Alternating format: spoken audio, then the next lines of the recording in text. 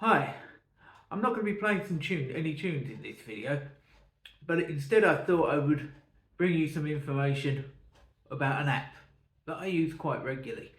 I think it's a very useful little app. It's available both on Android and on the other one, Apple, or what it's called now, I'm not sure. Anyway, uh, I'm just going to show you this app on my computer or my tablet. Here we go. Right, so this is the app that we're talking about here. It's called TunePal. Okay, I just thought I would demonstrate what TunePal does. There's a few things it does. It's a nice little app that will find tunes for you and give you the dots or the stave, and you can just record a tune. For instance, I know I said I wasn't going to play today, but the first tune thing that I want to show you that it does is that it will record a tune and tell you more or less what it is. So if we go on here,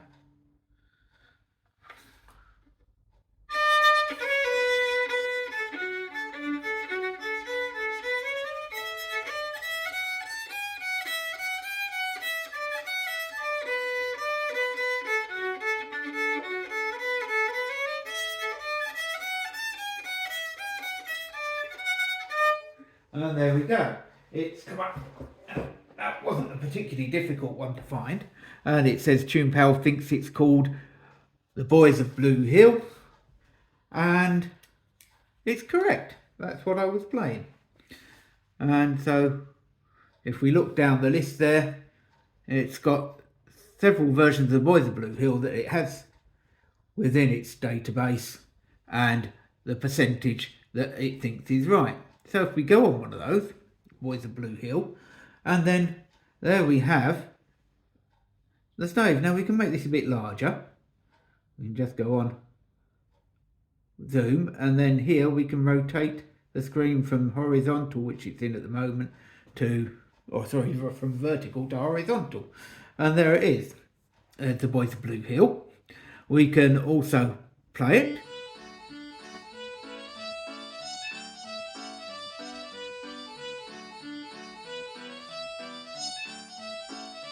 Okay, we'll just stop that. We can export it or upload it and print it or email it to somebody. I'm just going to cancel that because I don't particularly want to send it to anybody at the moment. We can edit some of the tunes, but that seems to be down at the moment, and we can favourite it. And if we favourite it, then it will put it in, or tap it and it will take it out of your My Tunes section of the app. And we can also look at the tune as the notes are, and it tells us the speed and so on. And then the notes are just written out like so. So you don't have to be able to read music to access it. Okay, so we'll go back from there and we'll have a look at some of the other areas. The other option that you've got here is keywords. And we go on to keywords. Now, keywords will find the name of a tune from a keyword, as it suggests. So if I put in there, or let's think about, there's a tune I heard and the woman said it was called Harvest something or other. So let's put in Harvest.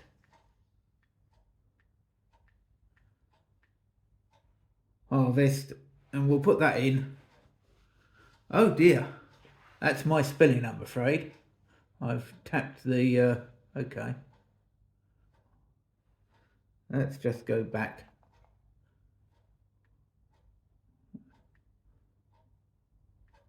And type it properly.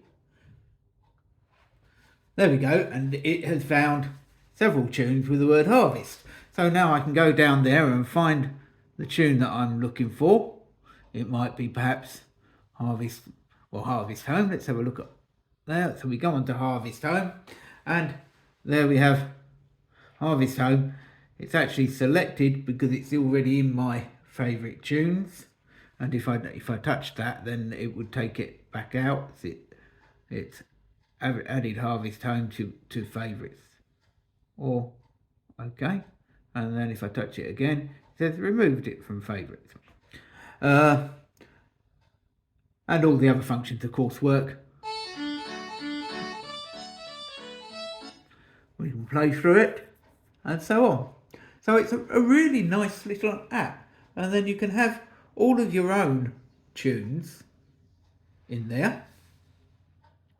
And there's a list of tunes that I know I play, and sometimes when you're in the heat of battle, you can't think of a tune. It's really helpful to be able to just have a quick look on your phone or your tablet or whatever you've got with you, and refresh your memory.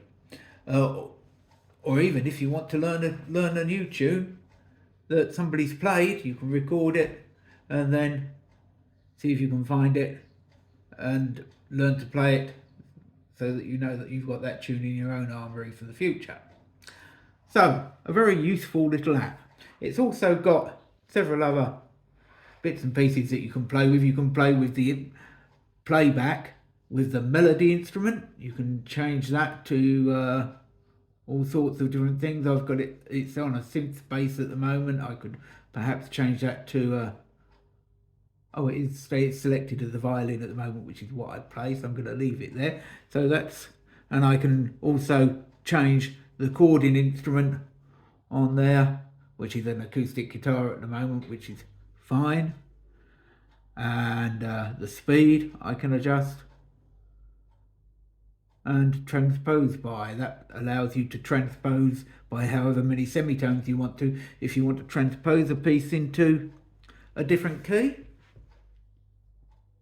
Then you have the user interface. You can change the language. The server, I wouldn't touch that because that can mess things up, because then it doesn't know where it's looking. You can email tunes, and you can delete tunes from your selection. Some of those I haven't played with, like the transcription fundamental, and that depends on what you're playing, but if you want an E-flat flute or something, you would change that to E-flat. I play a violin generally, so I've got it set in D, which is where most instruments will have it. It just helps you find them. And then you can select all of the tune books that are on there when you're searching for tunes, or you can just particularly look in one particular book. There's quite a few different collections on there that are very useful. So there's a good range of music. I can't find a tune somewhere or other on there. So check for new tune books. It speaks for itself. Countdown, you can set a countdown so that it counts in before it starts playing. Set at 3 seconds at the moment. Just gives you time to pick up your instrument or to get into position to play. And animate, I think that's just the dot that runs along the notes to show you where you're at. So there we go, a very nice little app. And you've also got you can geotag tunes if you want to tag them as being in a particular place. Unsubmitted tags allows you to submit tags. Help gives you some instruction on the app and how to use it. And finally, a Facebook page which you can join and communicate with the people that set Tune Pal up. There you go. A wonderful little app. Very, very useful. Have a look at it. Why not?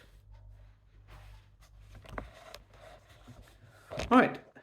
Well, that's it. That's what I wanted to tell you about today. So I'm going to leave it there and say cheerio. Bye-bye then.